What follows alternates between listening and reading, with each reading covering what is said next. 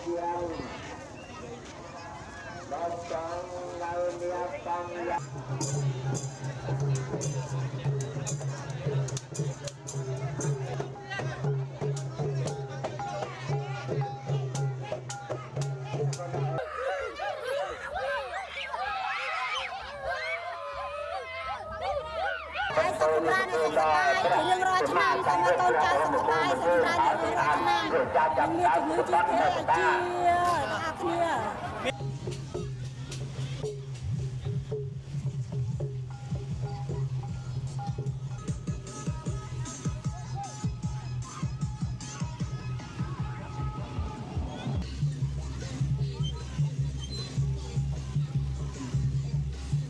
តែងខ្លួនបែបផ្លែផ្សេងគ្នាដូចជាដូចជាដែលផ្លែដូចមនុស្សព្រៃមនុស្សអីហ្នឹងបងប្អូនហើយខ្ញុំពិតជាសប្បាយមែនតើដោយសារខ្ញុំចូលរួមលើកទី1ដំបូងបាទ